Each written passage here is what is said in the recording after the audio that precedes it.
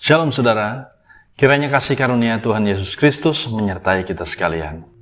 Saudara-saudara yang dikasihi Tuhan, di video ini kita akan membahas renungan harian keluarga hari Sabtu tanggal 10 September 2022. Saudara-saudara yang dikasihi Tuhan, sebelum kita membaca dan merenungkan firman Tuhan, marilah kita satu di dalam doa.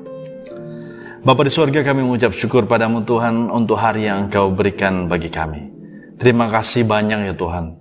Saat ini sebelum kami memulai aktivitas kami hendak membaca dan merenungkan firman Tuhan. Biarlah Tuhan Engkau memberkati kami, hamba-Mu ini, dan juga saudara-saudara yang mengikuti lewat media YouTube ini. Biarlah kami mengerti apa yang menjadi kehendak-Mu dalam kehidupan kami. Terpuji-puji nama-Mu Tuhan. Di dalam nama Tuhan Yesus kami berdoa. Amin. Saudara-saudara yang dikasihi Tuhan, RHK hari ini mengangkat tema Anugerah Keselamatan Allah. Adapun pembacaan Alkitab terdapat di dalam 2 Korintus 5 ayat 21. Saya bacakan buat saudara-saudara. Dia yang tidak mengenal dosa telah dibuatnya menjadi dosa karena kita, supaya di dalam Dia kita dibenarkan oleh Allah. Sampai di sana pembacaan Alkitab, terpujilah Kristus. Saudara-saudara yang dikasihi Tuhan, di dalam pembacaan ini kita bisa menyaksikan bahwa ini sesuatu yang tidak masuk akal sebetulnya. Karena apa? Dia adalah Tuhan, Dia tidak berdosa. Tetapi dibuat menjadi berdosa oleh karena dosa kita manusia.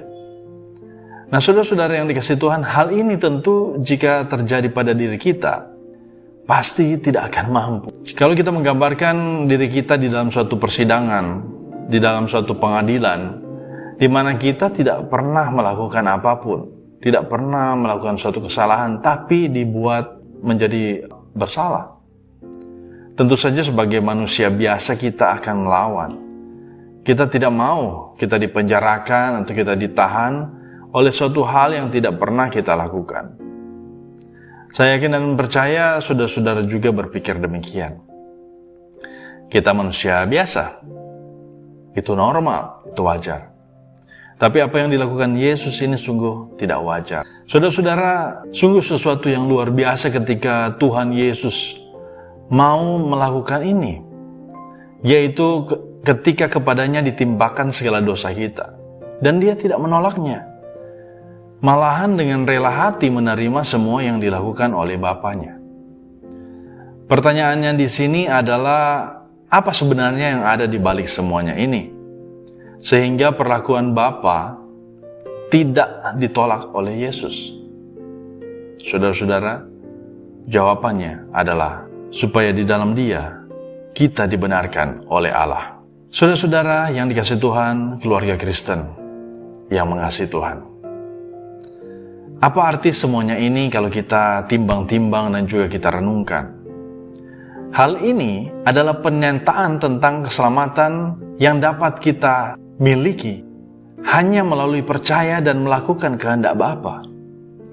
Keselamatan adalah anugerah yang terindah dan terbesar dari Allah bagi manusia yang percaya. Tidak ada jalan lain yang akan menuntun seseorang pada keselamatan hidup selain dalam dan melalui Yesus Kristus. Karena di dalam Dia kita dibenarkan oleh Allah. Saudara-saudara yang dikasihi Tuhan, kita sebagai keluarga Kristen, kita diajak untuk tidak menyia-nyiakan anugerah keselamatan yang diberikan Allah melalui Yesus Kristus. Karena manusia dapat menyia-nyiakan keselamatan itu dengan berbuat dosa lagi. Seperti yang Tuhan Yesus katakan kepada seorang perempuan yang kedapatan oleh imam-imam dan juga orang-orang Farisi, di mana mereka mendapatinya berbuat zina.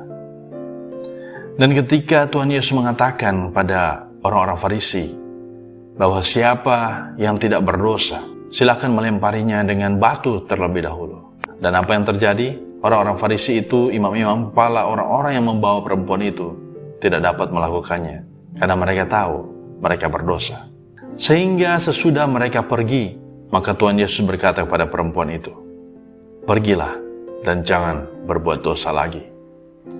Nah, saudara-saudara, seperti itulah kita ketika kita mendapati diri kita berdosa. bersalah. Dan ketika kita menyesal akan dosa yang kita lakukan, maka kita harus meninggalkan dosa-dosa itu dan jangan berbuat dosa lagi.